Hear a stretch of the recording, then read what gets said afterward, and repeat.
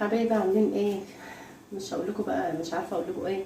النهارده هنعمل مع بعض عرض كده ايه بسيط، فيديو بسيط. هنعمل كشري مصري بمناسبه الحر والجو الحر اللي احنا فيه. هنعمل كشري مصري، ما اقولكش اصل ما شاء الله عليه خلص عليه جباره.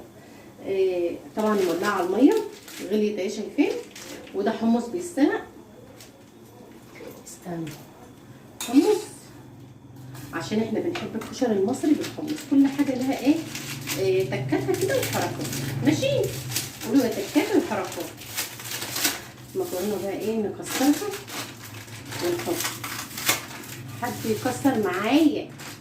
شفتوا يا ناس يا ناس، منورين يا ناس يا ناس، احلى ناس دي ولا ايه؟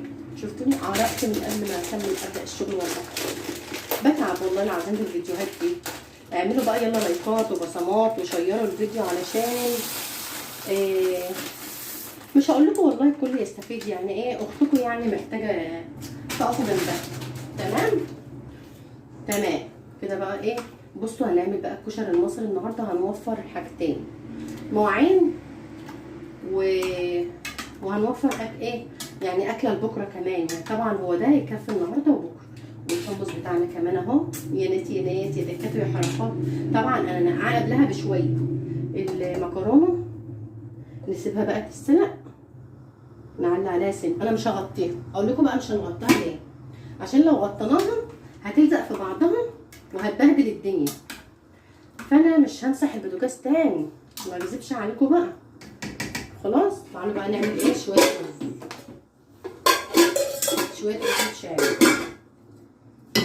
خلينا كده، هات الشاف الولاعه اللي بيشرب سجاير يجيب لنا ولاعه يا جدعان. حط بقى كده، نجيب شويه زيت. هنوفر مواعين كتير، ما هنوفر فعلا. مش هقول لكم التوفير. حله فيها الحمص، وحله فيها المكرونه، وحله للرز، ودلوقتي هنعمل كمان واحده للطماطم. توفير يعني ما اقولكوش كميه التوفير اللي انا عايشه فيها. جبنه زي معلقه كبيره. نعمل شويه شعريه. حد يبعت يجيب لنا كيس شعريه كده كفايه. نحمر بقى الشعريه.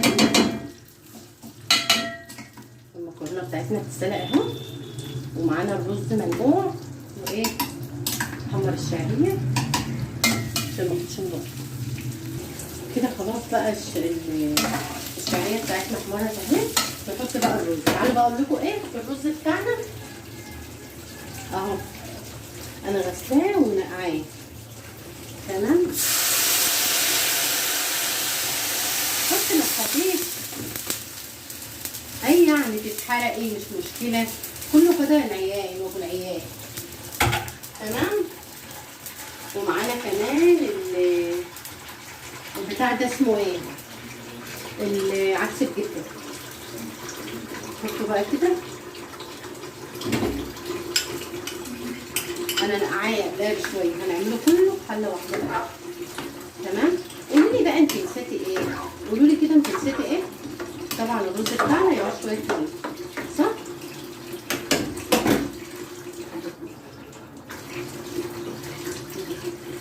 عشان الرز كان منقوع والفرن ملح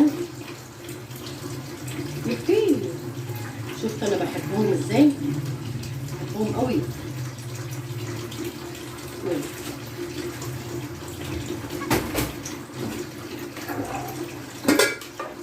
كده بقى خلاص، والمكرونه بتاعتنا خلاص اصلا كمان استوت اهي.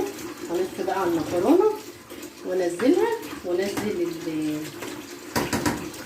الحب كده بقى. خلاص صفينا المكرونه. تعالوا بقى ايه اقول لكم نحط عليها ايه، حبه زيت من بتاع العربيات بتاعنا. انا مسميه زيت عربيات، مخلص واصيل وبيعيش معاك كتير، وما شاء الله الازازه فيها التوفير. واخدين بالكم انتم؟ فيها توفير والله العظيم، موفره كده خلاص اهو. بصوا بقى شويه الزيت دول مش بحطهم في الميه، انا بحطهم في الاخر كده. كده خلاص المكرونه بتاعتنا بقى ايه خلصت اهي ومفرفره، والله مفرفره اه. كده خلاص بقى نقفل عليها كده شويه ونشوف الحمص بتاعنا. يا لهوي انا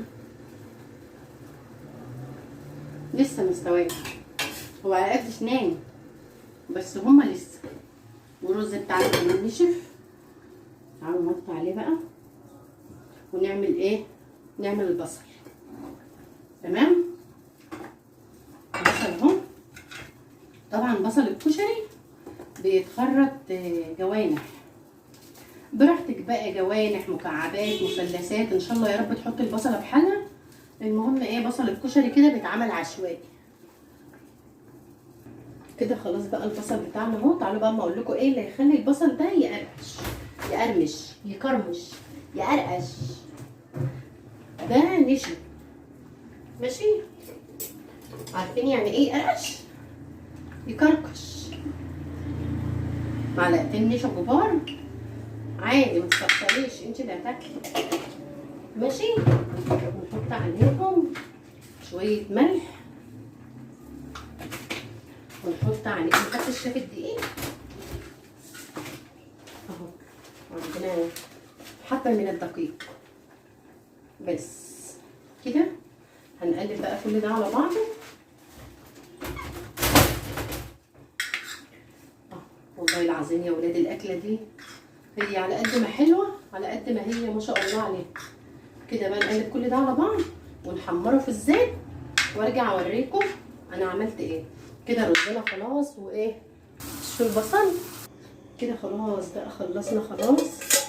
نجيب حله بقى نحط فيها الخليط ده كله، دي طماطم على بهارات على مرقه، والزيت اللي انا حمرت فيه البصل مرمتوش حطيته كمان. اقول لكم بقى على التركايه الحلوه. طبعا البصل علشان يفضل ناشف، شوف شايفين سامعين صوت الكركشه، ناخد حبه بصل من ده نحطهم هنا وياخدوا بقى ايه ويدوا مع بعض كده اهو، ونسيبه بقى ايه مع نفسه يتسبك مع نفسه وكده. البهارات بتاعتها كمان معاه وكده. المكرونه بتاعتنا خلاص خلصت والرز بتاعنا كمان خلص اهو، والحمص بتاعنا خلص والبصل بتاعنا خلص. نقدم بس بقى كده الشكل النهائي للكشري بتاعنا، الدقه والمخلل والكشري، طبق الكشري الجميل اللي طلع عينينا.